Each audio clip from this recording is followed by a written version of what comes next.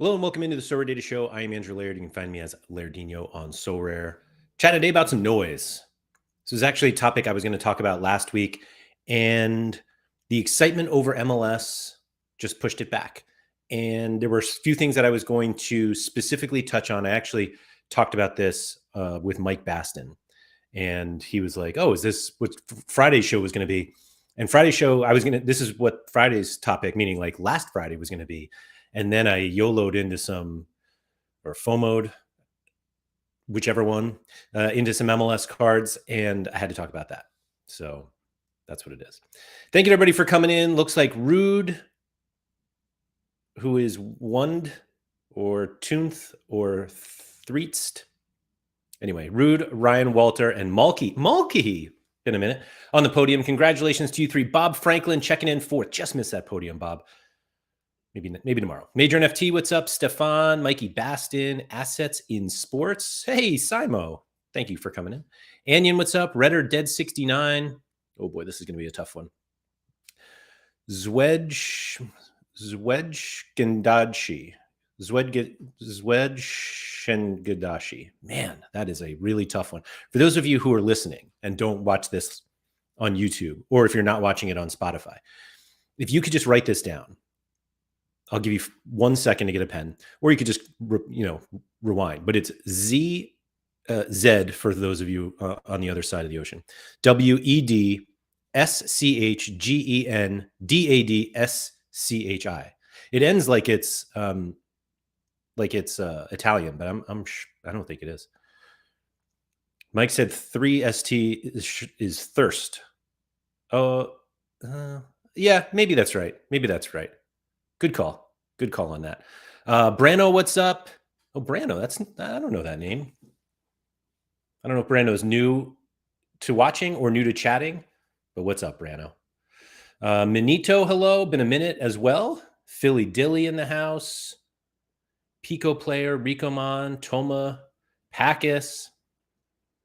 Brano said Busquets let me down a little this week. I don't even know what happened. Like, of all the Miami stuff, I actually didn't even see him. And then Maka checking in from Twitch. Thank you for coming in. Evening to you.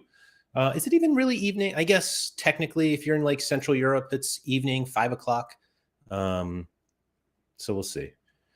Casper said, Laird, why has not everyone liked this stream? So Casper, it's an interesting thing with these, with likes, because there are some people who genuinely wait to see if they like the video, which I think is just kind of funny. And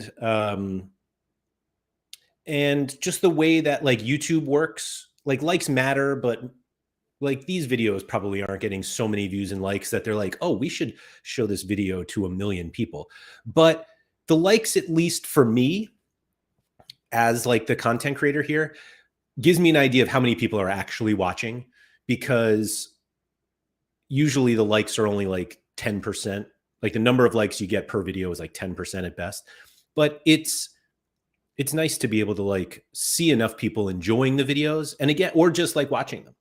Like you don't necessarily have to watch. That's why the chat, for those in the live chat, see like my poll where it's like, have you checked in with the like button? I don't even ask if you like the stream anymore. I don't even care. I just consider the like button like what you click on when you show up, to say like, hey, I'm here. And so, yeah, agreed. Why is not everyone like the stream? Major MT said, is this a video where you tell us to ignore pick scores? Oh, heavens no. Heavens no. Maka says, UK past 4 p.m., I just call evening. And I guess it's, 4:05. Just past, or as Andy Black would call it, just past 16 o'clock. That is evening. Okay, that's fair. I think I look at that as late afternoon. We're going to go through this whole like late mid, early, late mid. But I think 5 o'clock is evening. 4 o'clock is just late afternoon.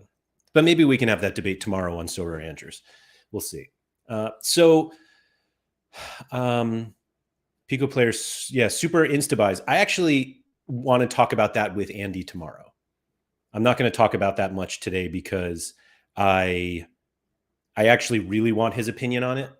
And now I'm like setting it up so that he can't actually stream tomorrow. But I want to hear his opinion because he's also much more likely to buy super rares than I am, I guess. I don't know. Although only one of us won a super rare contest this past weekend. Actually, he might have won one. I didn't see. Anyway, Ivan, what's up? Or Yvonne? Major MT said, well, I noticed Harry chose some DNF players, so I was curious. Did he do that for the midweek? I guess so. I mean, I'm not, the pick short scores are not perfect, but also pick scores are not like predictive of a specific player's outcome. It's a matchup grade. It's like how well of a matchup do they have in term, and it includes kind of like information, some of which I don't think is necessary, like form, but people love form. But it's, yeah, it's not like not that it's not a predictive measure, but it's, you know, a measure of matchup compared to the matchup grading of other people. Brando said, I bought 2 Zach McMaths. Bad idea or early, cheaper investing in lineups. So I would say don't use the word invest. But, and it actually said Zach McBeth. I didn't notice that. Did McMath even start? I don't even know. I didn't follow the RSL stuff despite now owning a couple RSL cards, maybe just one RSL card. But we'll get there. Mackie said, my brain only comprehends morning and evening. Afternoon is just work time, so that gets blocked out. Okay, that's fair. That's fair. Major MT said, my world was shook and I'm intrigued by what I should ignore. Data overload for sure. Yeah, I think there is a lot of that. McMath out injured until the summer. Oh, great. Back surgery. Ooh, that's no good. Looking for food. What's up? So yeah, I mean, I guess we could just go right into the noise, because the noise is kind of all around us, and there are so many things that people want to look at that they really want to believe is helpful. And there are enough times where their belief in what they looked at ended up giving them an opinion that turned out to be true, that they believe what they looked at was right. And that's kind of one of the things that we have talked about on this channel before, that when you have certain lineups, is whether they're good or bad, being able to look at an outcome, I guess, and figure out if you got lucky or if it was just bad luck, whatever it is. That's one of the really important things about this game. And that doesn't mean that bad decisions can't be rewarded. Like, we see bad lineups win all the time. Or we could effectively call them like throwaway lineups. And let me see if I can pull that up, because like I literally had one this past game week. Like, I had a throwaway lineup that finished first in anti-stacks 270 super rare, whatever the hell they call it. But like, I would never like go out of my way and be like, this is how you build a lineup. 5 completely uncorrelated players with somewhat good matchups for some, but not others. And the peak outcome ending up being like what you should do. And that's sort of one of the things that I find a lot of people have been doing. And I'm going to pick on him. I meant to actually message him, and I feel bad that I'm like picking on him like this, but I'm going to anyway. But I actually haven't watched this video, so I'm going to say something, and then he should appropriately put me in my place. However, Alex on Sorare has done some like excellent videos lately. He doesn't even have that many videos on YouTube. But if you are someone who is really interested in watching somebody figure out Sorare, and because I've played Sorare for so long, I feel like I can, like, I know all the mistakes that somebody's going to make and how long it takes to develop. And I have to say that Alex is picking this game up really quickly. And so the videos are very good. So Alex on Sorare, but Alex, one of the things Alex does is that he reviews lineups each game week, and he tries to kind of figure out like what what people were doing and whether what they did is replicable for other people.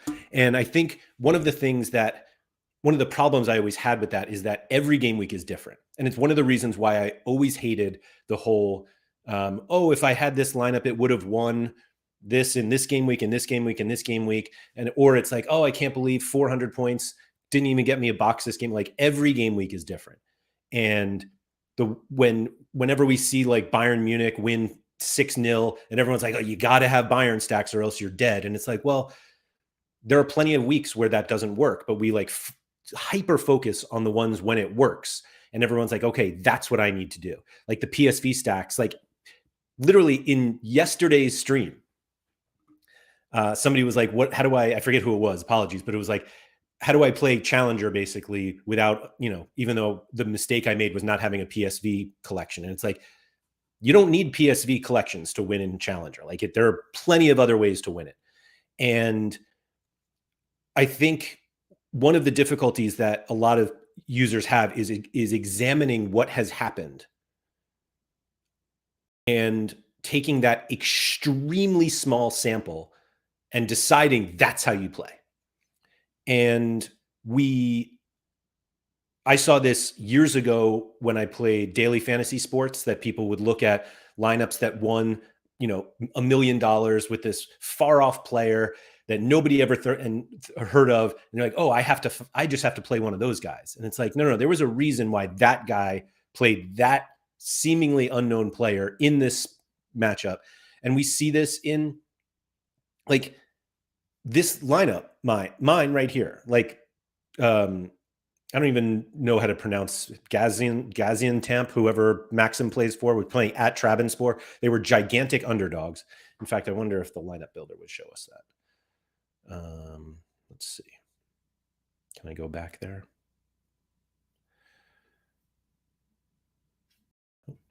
$56, right? So we go back to game week 56 for...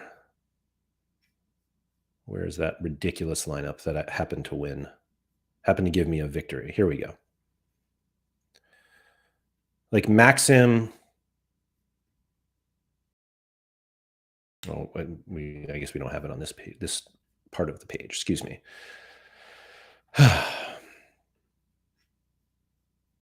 Anti-stacks super rare. Here we go. Do we save this data? So Maxim's team had 19% odds to win. He was a B pick score, wasn't particularly good. His form has been pretty bad. Does this? Yeah, here we go.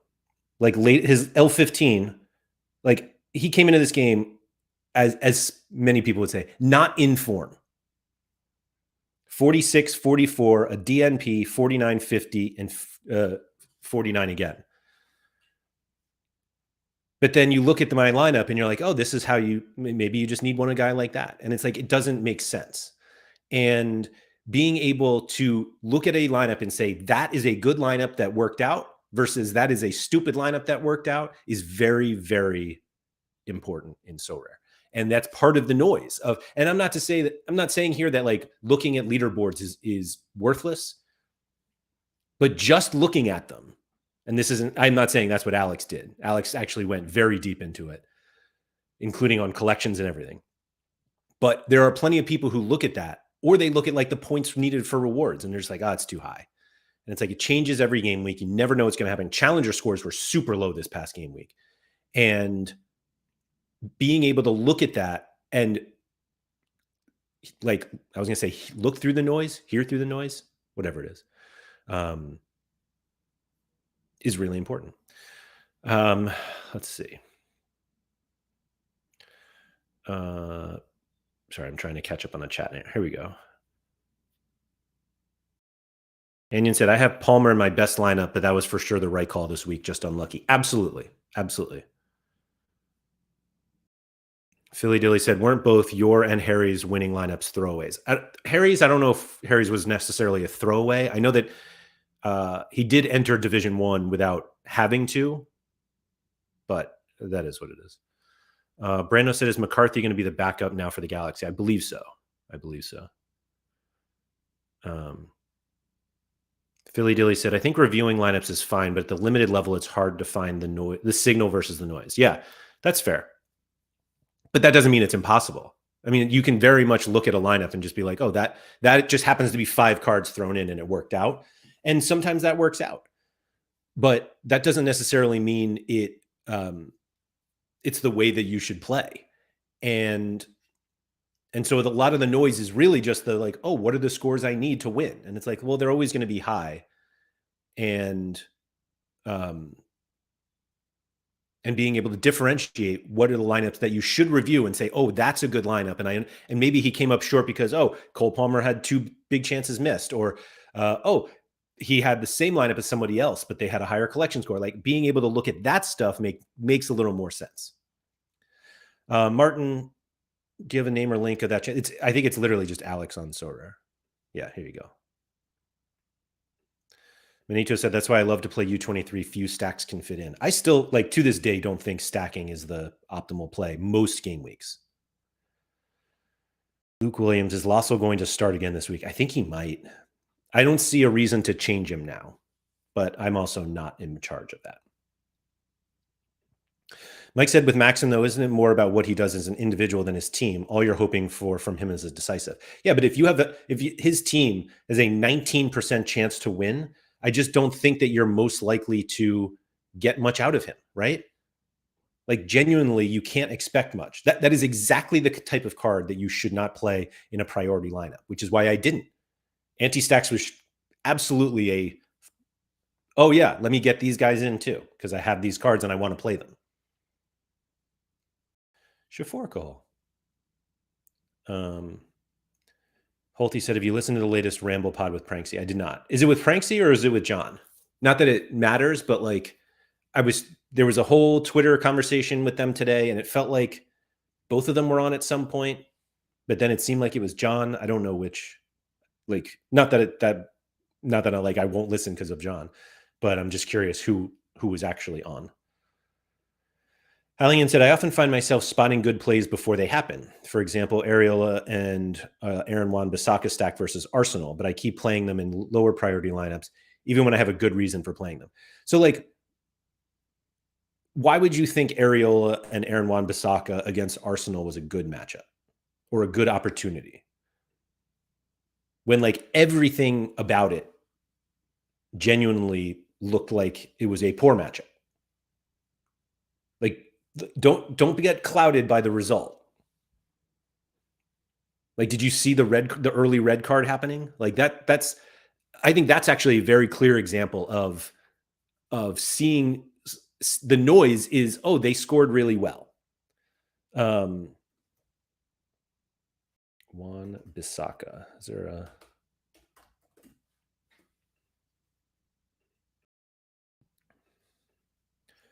where did he finish? 84 points. Do we have like a game page here? I'll just go to our regular one. I can't remember. Arsenal have 0 attackers right now. But like that not that doesn't matter, but like Arsenal are still firmly better than West Ham playing at the Emirates. I don't care who they're playing. Oh, I guess the red card was much later than I thought. My apologies. For some reason, I thought it was super early.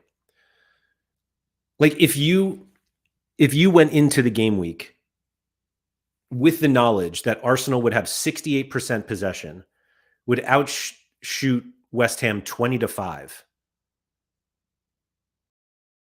would you think that Areola and Wan-Bissaka were good plays? Like, surely not. But Wan-Bissaka gets the assist. 10 points for the clean sheet. The assist was his big chance created, got a shot on target. Like, I think we're looking at an outlier performance. And yeah, like only twice he's scored more than this before. And don't give me this like he's in form coming into a game after getting 2 clearances off the line or last man tackles, whatever that is. Like, genuinely, that's not a bad Not a good matchup, excuse me. Hellion said because Arsenal are broken in the attack and struggle to score goals, and they play 5 in the back. Like, even with that, this team 100 times play this team and win a vast majority of those times. Like, surely Arsenal were big favorites coming into this game. And I know that, like, not everybody, like, trusts sportsbook odds. I'm only going into Pentez's gallery because I know he has a ton of Arsenal cards. But, like, what were Arsenal's odds? Yeah, 72% chance to win. West Ham had a 10% chance to win. Like, that's an overwhelming underdog for West Ham.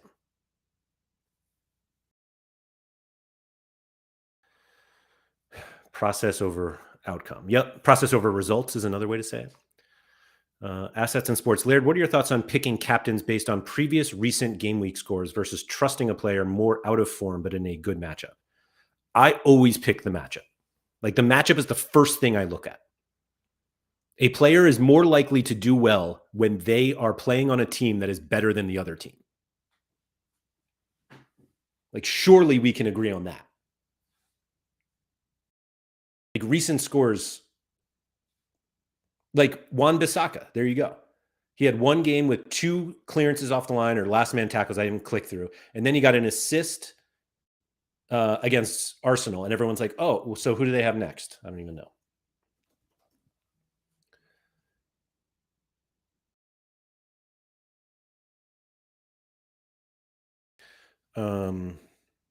Yeah, home against Leicester. And so now one's like, well, he's in form. I should play him. And it's like, no, you play him because they're home against Leicester now. This is a fantastic matchup. Significantly better than, like, home against Leicester is when you want to play these guys, not away to Arsenal. But assets and sports, like, pick scores include recent game week scores because, like, form is part of it.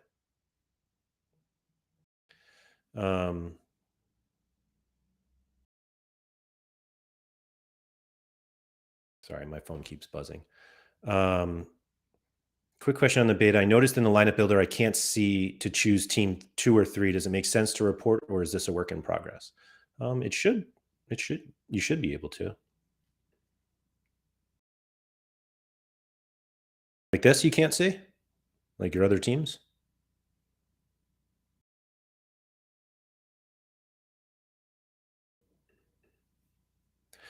Like in the drop down, the side arrow doesn't come out.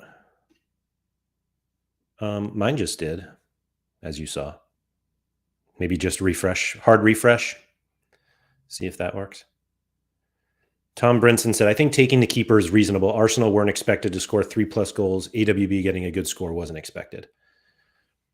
I mean, again, you're still, like, taking the keeper because they weren't expected to score 3 goals. If Arsenal score 1, he scores what?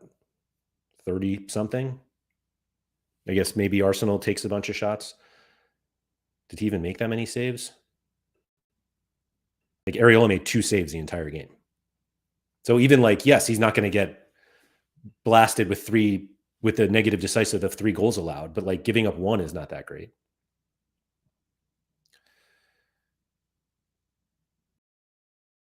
Halligan said, everything you said is why I played them in the lower priority lineup, but when making lineups, I could see them getting the clean sheet. Yeah, I mean, I think it's really difficult for people to understand that when we make decisions in this game, for the most part, the most optimal decisions are those that are going to be right more often than they're going to be wrong. And prioritizing West Ham in a matchup at the Emirates is prioritizing an outcome that is less likely to happen. It happened, but it's significantly less likely to happen. Again, it's reviewing a lineup and saying, oh, a West Ham stack won $100 this week. I should always play West Ham stacks. Away to Newcastle, away to Man City. Who cares? They did it against at Arsenal, so it works. Jaforko said, not so sure about matchups. For example, this game week, I was not sure of Yoro or Nico. Yoro, great game week, but man didn't do more than 30 points all season. So I went Nico. We'll see. Who does Nico have? Oh, he's home against Arsenal. If it's Nico Williams. And Yoro is home against Ipswich. Like, that's not even a question to me. Like, you play Yoro every time. Charlie said, how many likes to bring back concepts on SD? Never enough. Major MT said, oh, it doesn't work on a tablet. Oh, that's silly. Yes. If you could please email support@soraredata.com. That's great.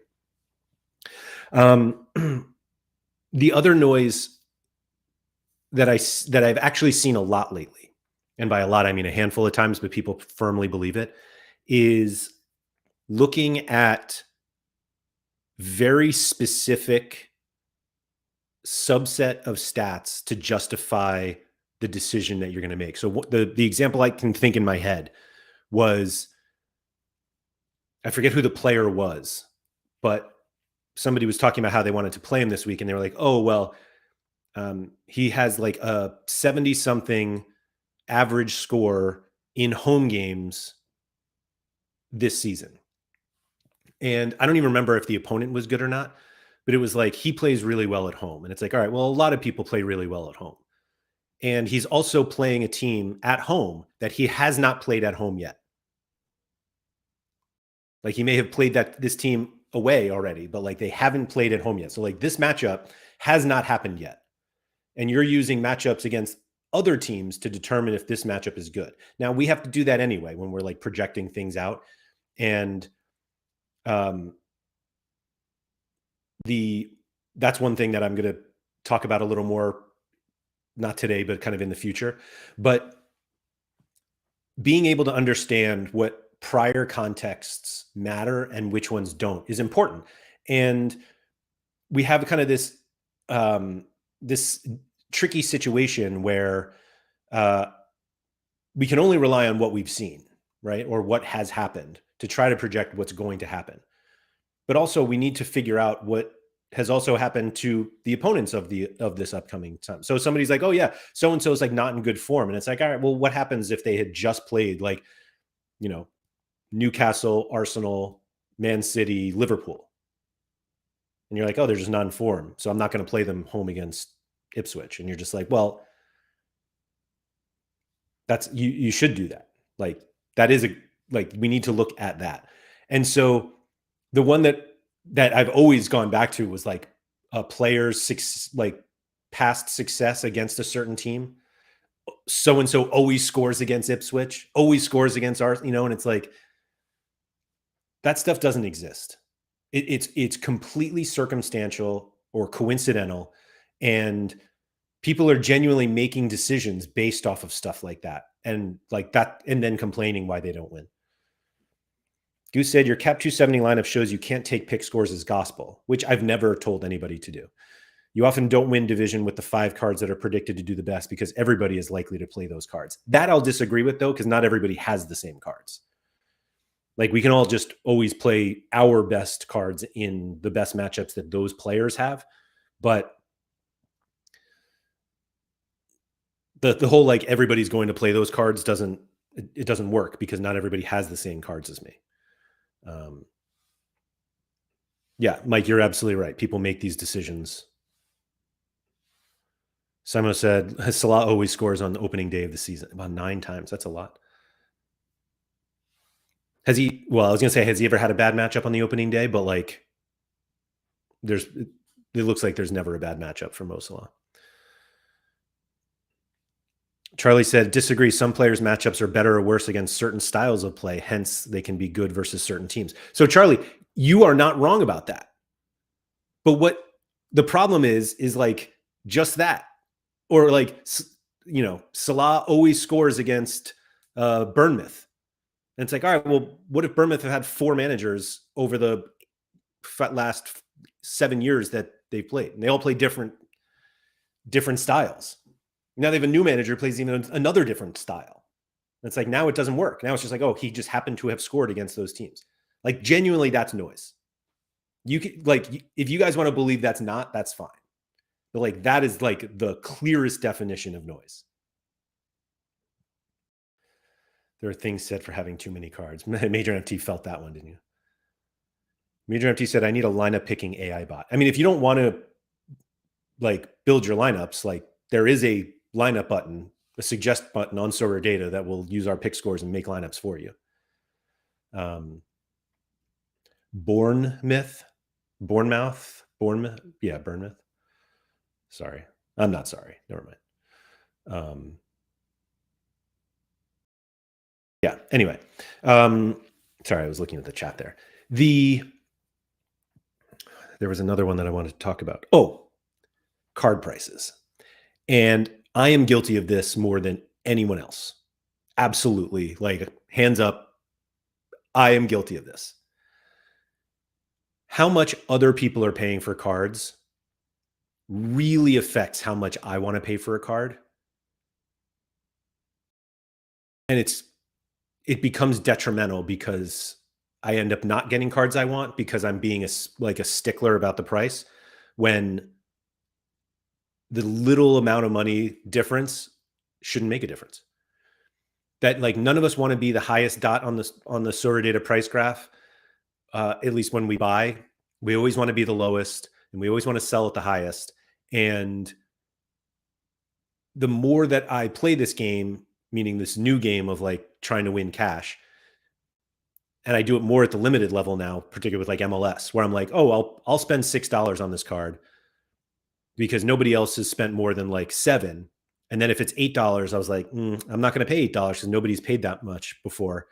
And the $2, like, in the grand scheme of how much I plan on winning, it's negligible. I'll never remember it. I'm not going to look back at the end of the season and be like, man, if I had only paid $6 for that card instead of $8, I would have just cleaned up. And that's not to say that there's like, that's not to say that each individual sale is noise, but we have to get to a point where we're looking at, there's always going to be a range of where these cards are. I'm not going to spend $80 on a card that should sell for $8. We let each transactional noise get louder and louder in our head that we can't spend like whatever it costs to get that card. And you're like, this is a card that is going to help me in my lineups. Like, I think that's how we generally should be looking at acquiring cards now. Can this card help me? Whether it's in a lineup specifically, whether it's a collection card, do you want to look at each individual card price and say, like, I'm not going to pay that because somebody else paid less? And if you look at all of the data points, like, most of this just comes down to sample size, that we take very small sample sizes and assign them gigantic importance when really we need to take the gigantic sample size and let that have the importance. Toby said, I mean, the best time to buy the card is after a loss. Portland lost their first game and you can pick their collection up so cheap. Fundamentally, nothing has changed since pre-game week 1. Other than I think they're just really bad. But maybe they're not. Mike said best delete the Challenger spreadsheet. I probably should. Nobody wants those cards. But I'm going to win Challenger this game week. Unfortunately, it's Division 2, and so I'm only going to win about $8. That's a good question. How much is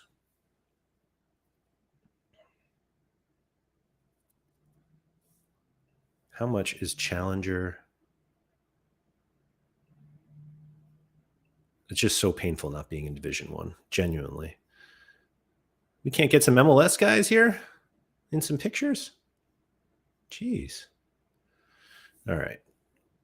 Oh, I do have a Division 1. Let's go. That's funny. I was sure I got relegated. Yeah, so I'll win the $1,300 in Division 1 and got $250 in Division 2. It's crazy. $250 for Division 2, which is, I guess it's still better than 4th place in Division 1. But yeah, I'll just win that this week, Mike, and then we'll be fine. We'll be fine. Don't need to delete the challenge. We'll delete the Challenger spreadsheet because we did it. We won. And then I can just give all those cards away. In fact, how about this?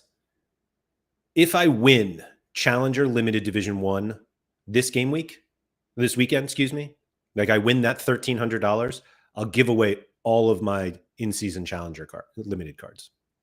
I'll give them all away on Tuesday after the deadline, or sometime next week. I'll give them all away. I haven't even looked to see what oh no, I actually think I did build my lineup for that competition. Let's see.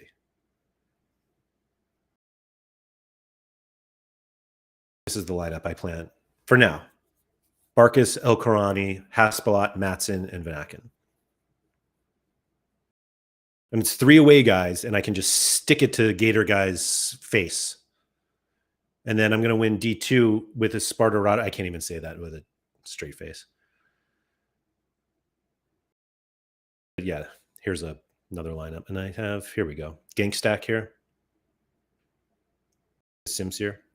But yeah, if this lineup wins $1,300, somebody will, well, I don't know. Should I give them all to one person? Or should I just like spread them out? Maybe I'll give away the full collections. I'm going to spend way too much time figuring out how to do this as if I'm going to win that $1,300. But I don't know. We'll see. We'll see. I mean, in fairness, my gallery is in form. Not from this midweek. It is an absolute disaster this midweek, but is what it is. So Mike said was just gonna say give the collections away. Yeah, that's a good idea. I'll do that. But yeah, ultimately, like it comes down to there's so much data, and like working for Sorare data makes you appreciate like how much data is out there, and that doesn't even count like the information that we get, like injury news and lineup changes, or when somebody's girlfriend is pregnant and going to go into labor any day now, and there's just so much, and being able to understand what is important and allowing that to take up your time will put you on a different level than a lot of people. Like everyone else can look at what did this guy do against Utrecht the last time they played, or, oh, he scored against them last time, so I'm going to play him again, as if like every time you score against a team, you just score against them for the rest of your career. And it's just really important to understand what is the noise and tuning that out. Goose said, I strongly believe how much you pay for a card is still really important. In what sense, Goose? Like, it's obviously important because you need to win, but what you paid for the card doesn't make a player's matchup for a given game week any better than another one. Like if I just made lineups based on how much I paid for cards, I can't even fathom that. It would be really depressing. I'll say that. But also, like, how much did I yield from those cards? Like that cap 270 lineup, anti-stacks, like that Nishikawa card, I tried to get rid of so many times. And I was convinced he wasn't going to play this year for no reason. I had no knowledge other than like, oh, he's old. That's it.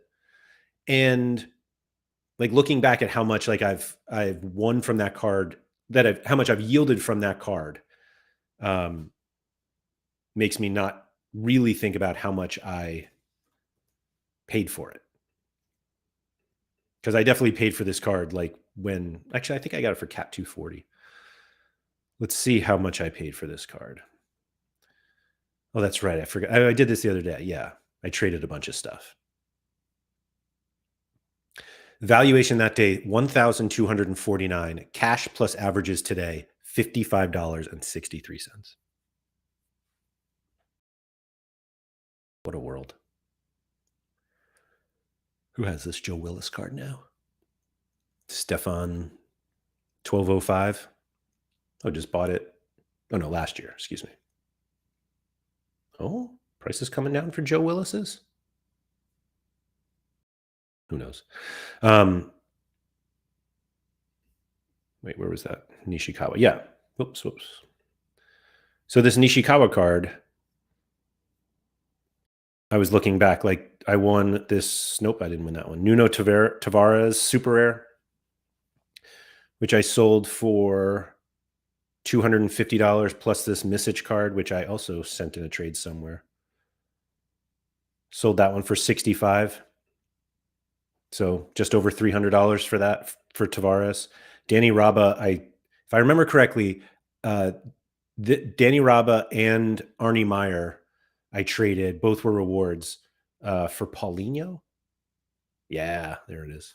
Somebody present like it's Husman, LOL. Sent this offer to me, and I accepted it. Like it was one of those. It was so simple. It was like one of the easiest deals I've ever done. Anyway, this Ramiro Montero sold for $90. David, I think I still have. No, did I sell this card? Oh, I did. Kim Hyun Hun for $55. David Garcia for $279. Like Nishikawa doesn't look so bad anymore.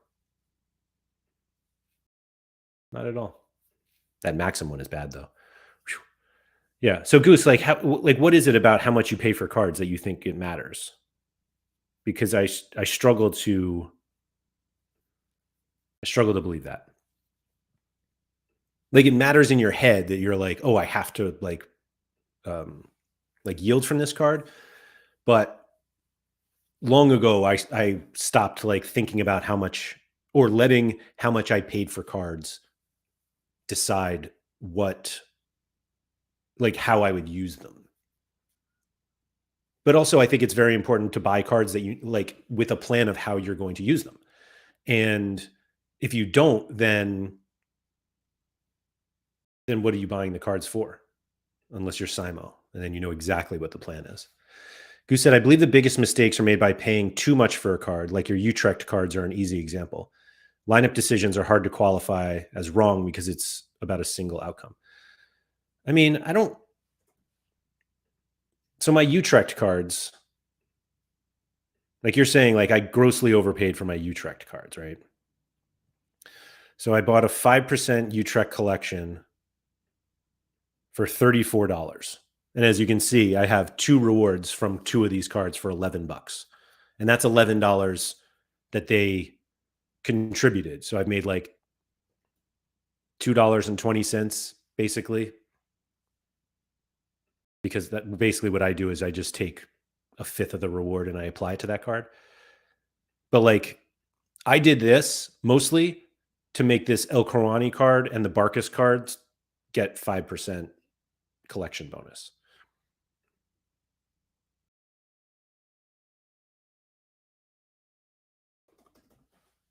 Like that was all actually, hold on, I didn't want to do that.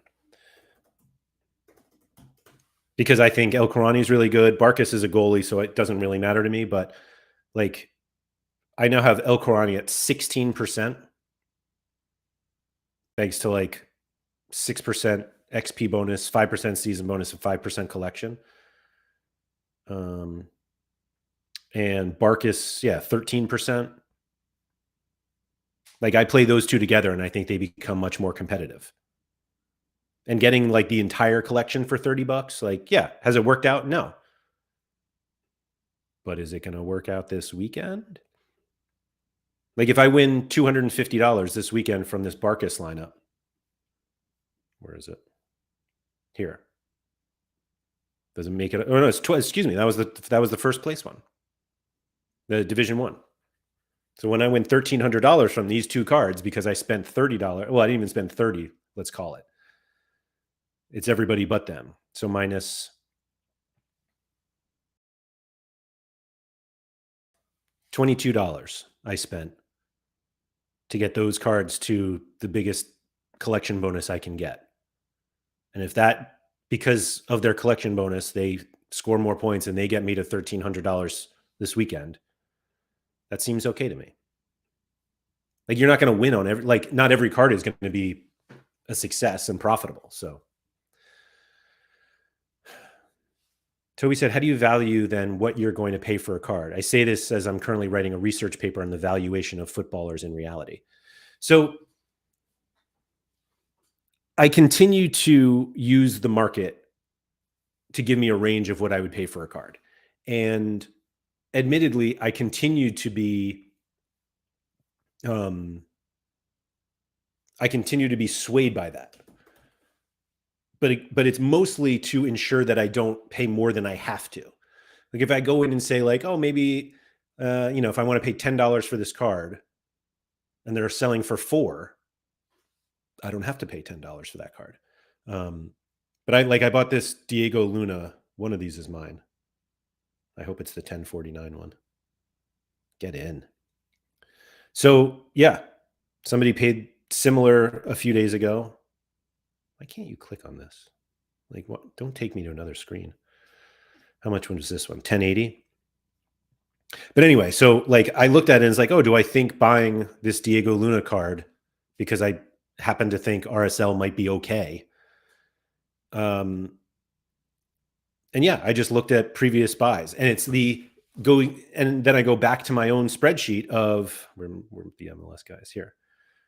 I haven't added him in yet, but like, will I be able to net more than the $362 I've spent? It's now 370 something because of the Luna card, and I bought another one, Jack Elliott.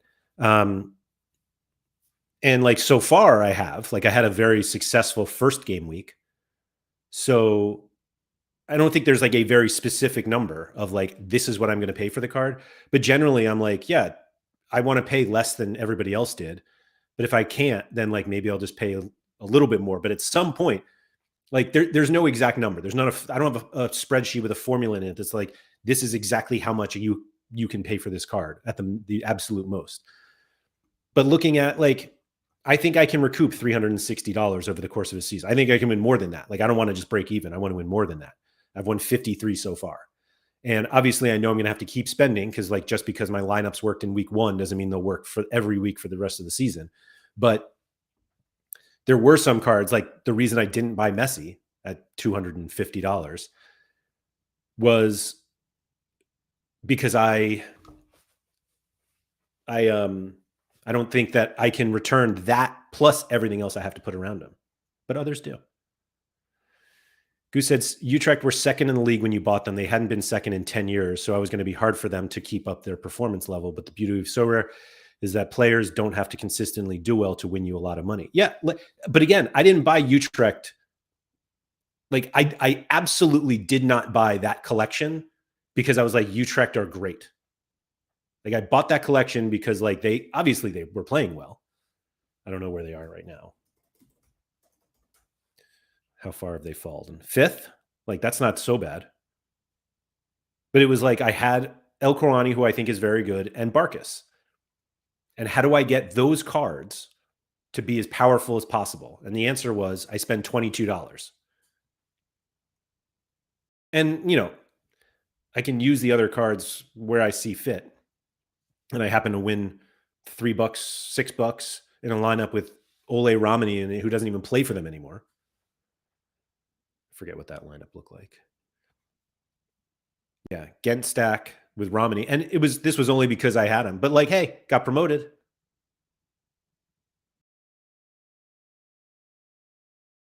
Hi, Toby. Thanks for coming in. Yeah, I had to start early today. Got some stuff going on. I actually am not going to even go much longer. Big day in the Laird household. Taking my kids to the dentist. I'll be totally honest with you guys. Never need to hide stuff like that.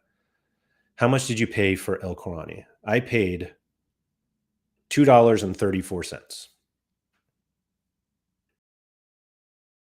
because of a market credit,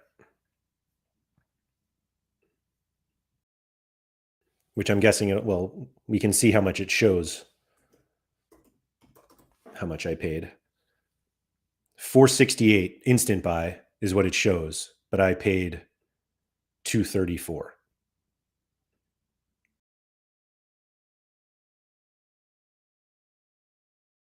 And I can even show you when I did that.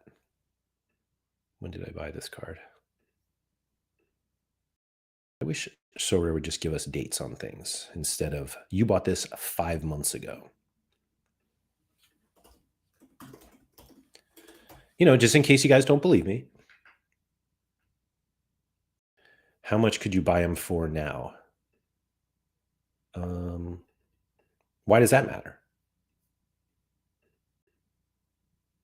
Right now, his last sale, secondary market sale, went for $2.19.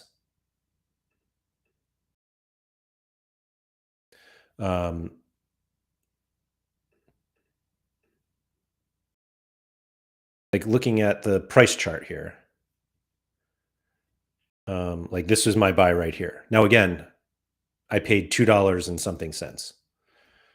Oh wait, that'll hold on. September 30th. This is why I'm trying to prove a point here.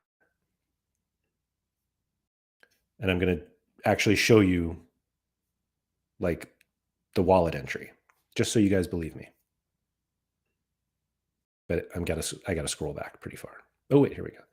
930 Haspelot. Oh wait. Wow, I paid ETH. How about that? Wonder why I did that. Anyway, 930. Come on. I know this is riveting content, but you know, there's some transparency here that I like to show you guys. Good Lord, I bought Scene on Bulot that day too. Anyway, these are all my transactions, but well, we don't need these. But there's El Corani, $2, and I paid 0.0009, which is equivalent to $2.34. So here it looks like I spent $468, but I paid $239. I had these neon Christmas ones, yeah, and like recent sales, and nobody's like, I'm surprised there are even this many recent sales. But I actually don't understand the point of like, why does it matter what I could buy for it, what I could buy it now for? Because I had months of being able to use him in lineups. Who said it matters to me because I would have rather bought two El Quranis a few months later, but maybe that's a weird way to look at it. But what is that? What good is that? Buying El Qurani now, I would miss out. I literally have used that card since September 30th. Embarrassingly, I've won very little. But like, I had all of that time to win. Buying the card now, like I don't even like. What are we talking about here? Like, you buy in-season cards in order to compete for cash, and that's what I've been doing with this card all season. Not well, obviously, but like there are plenty of cards. I say plenty of cards that I've won, but like, where was my in-season challenger? Here we go. Like, I grossly overpaid for a lot of challenger cards, challenger rare cards. But like this Haspelot, like how much does Haspelot cost now?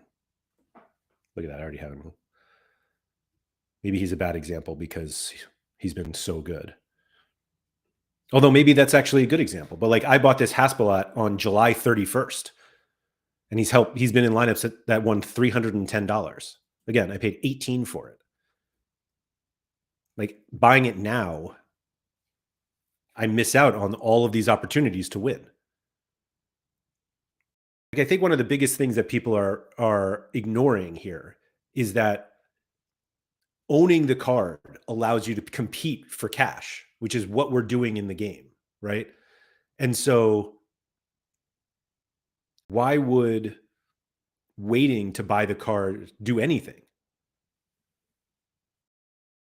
Like, if I bought the Utrecht collection today, I'm just behind everyone.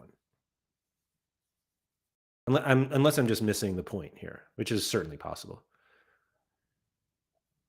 Into the utility of using it for months has a value as well. Yeah. The problem is that like we can't easily,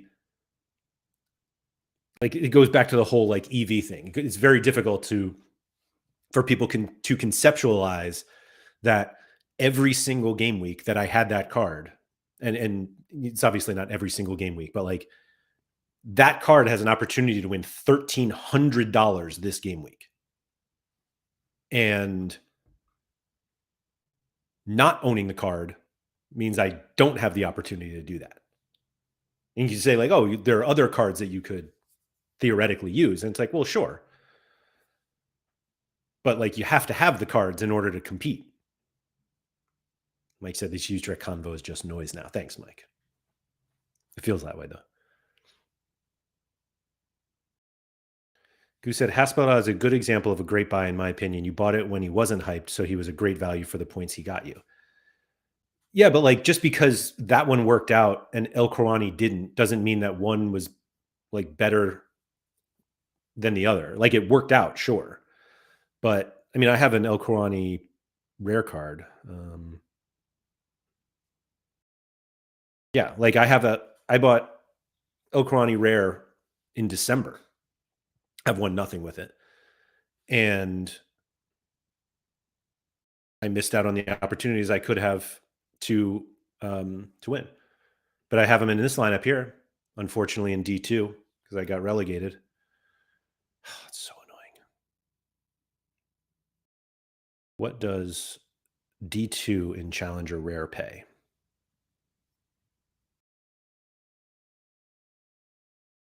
D1 is $1,800. D2 $700. I mean, that's pretty good. I would take 700. But yeah, I bought this card late. I almost bought a Barkus, but didn't. But I don't know. Like Mike, I agree here. Mike says this is the outcomes determining whether the decision was right or not. Like you can make the argument that like buying into Utrecht was bad, and I guess I would counter with the Utrecht collection. Like I look at it as I spent $12.59 on a goalie defender combo that so Goose said El Kouani was a bad example because you bought him just before Utrecht became bad. I mean, I bought him, what did we say? September 30th?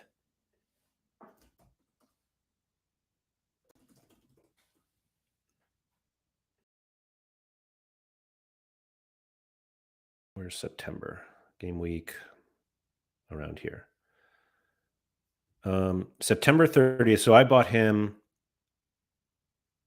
like after game week, like during game week 13.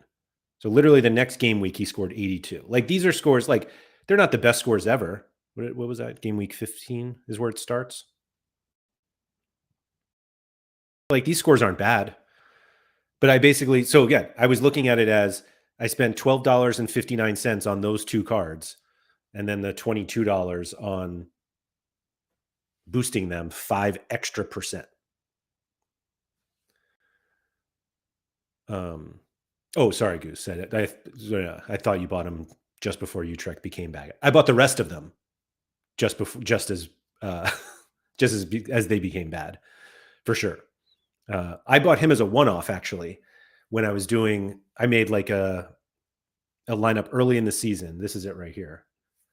It was like, oh, can I just buy set piece takers and win?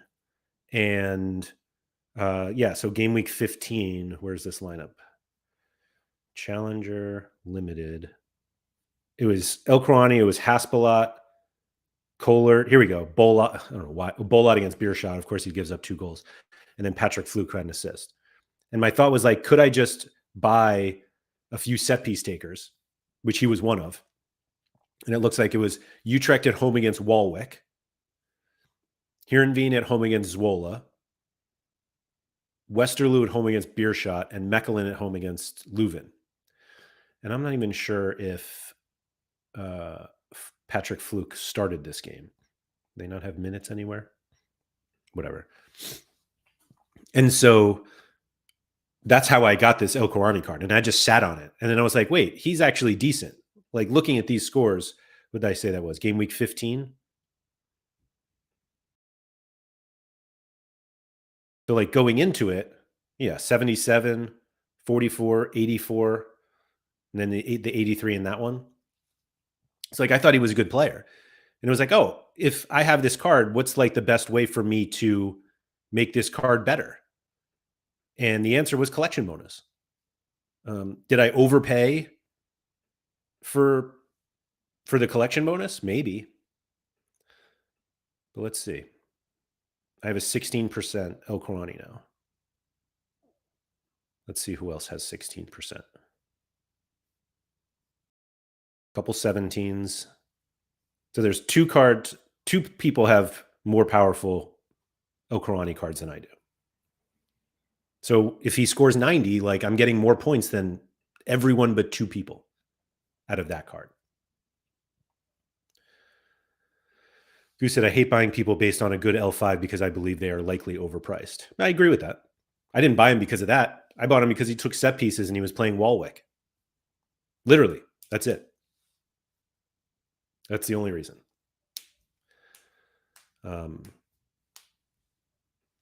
Moda Dace. Moda Dace. Hello. Thanks for coming in. I was literally just about to finish. Yeah, I mean that the Utrecht collection, again, it's like one of those where it's possible that it doesn't work until it works. And if it doesn't work, like it is what it is. But like that one's actually, of the ones that I bought, that one actually feels the least bad. Gank I spent $50 on, and I've won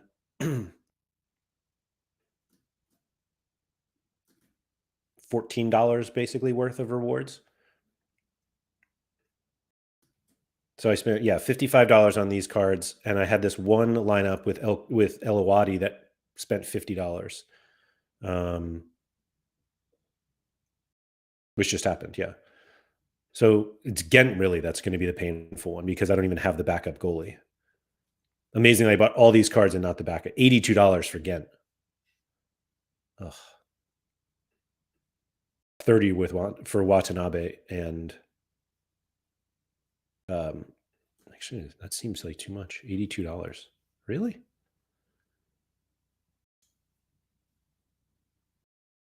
I feel like this can't be right. But I guess it is.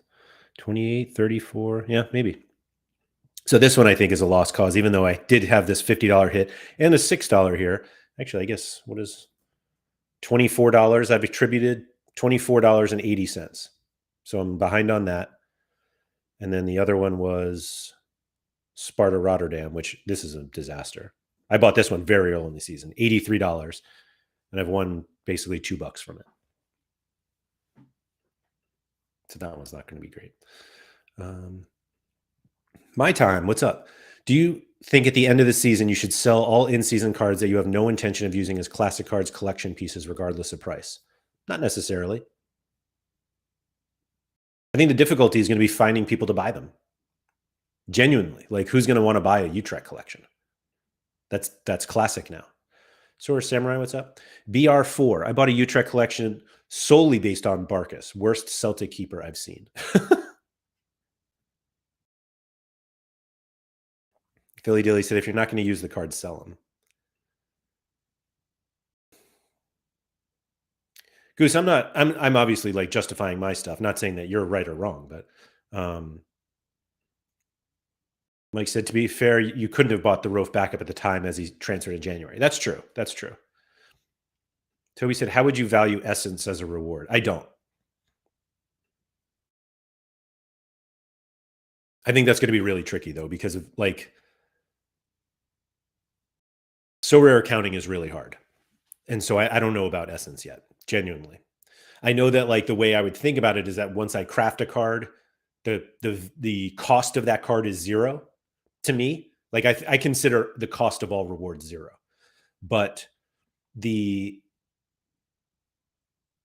being able to like attribute, like if I win Essence from certain lineups that then get crafted into a card that is then sold, does that go back? Does the value of that sale go back to those original cards? And to be honest, I don't account that way, but maybe I'll change my mind on that. I don't know. Dobbsy said, realistically, collection pieces just aren't going to sell unless someone else wants the collection. If you buy it in season for say $1, no one is buying the classic a year later, really for even half. Yeah, totally agree. Like, it'd be great to collect or to sell like full collections, But genuinely, like, I don't think anybody's looking to buy a classic Utrecht collection from me next season. And so it's just like, yeah. Mike says, wait until you try to value XP. I'm not even going to try. Genuinely, I don't think it's worth it. Toby said I might change my research proposal to the perfect Sorare accounting software. Philly Dilly said, take whatever tier you're going to turn essence in at, figure the EV of the card you'll win, divide by essence at that level. But like, what does that even give you? Assets in sports that I just track the essence per player. Too difficult to track it back to specific crafts. Yeah, it's impossible. Who said, if you need to get rid of your Utrecht collection badly, I will pay you 75%. 75% of what?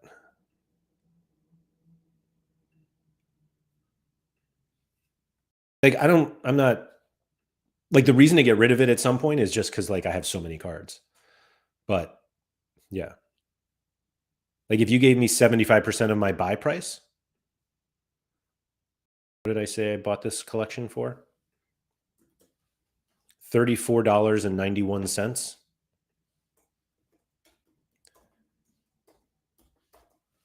You willing to give me $26? Goose said of current value. I don't know what the current value is. I don't even look.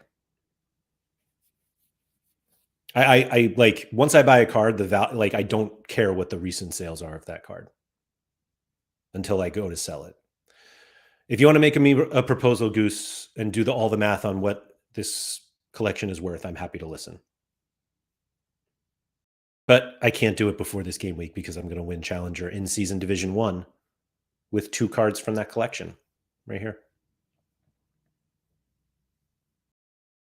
And then I'll happily sell. LFC Hakan. Oh, from X. Laird, I'm a bit late. Will you talk about the Asia special? No. I don't really have much to say. I'm not an Asian expert, and I went to buy cards for it, and then I decided not to, and I keep hemming and hawing, and maybe I'll buy some tonight just because I'll get some FOMO, but maybe not. I don't even know. I don't know. We'll see. If I buy cards, it'll be cards of guys I have already that I'm already doing the research on. I can't go into new ones. Mike says, oh, no, you're not. I might. Yeah, Goose, if you do the math, so I'll consider it. Just hit me up on Discord with the number, and I'll see if it makes sense for me. So we'll see. All right, I got to go. Thank you, everybody, for coming. If you could please like, subscribe, all that good stuff. Shout out to Quinny. I'll be back tomorrow with Sorare Andrews. We will definitely talk about super rare instant buys, and probably not the Asia special. But we'll see. We'll see. Anyway, thank you, everyone, for coming. And remember to go outside.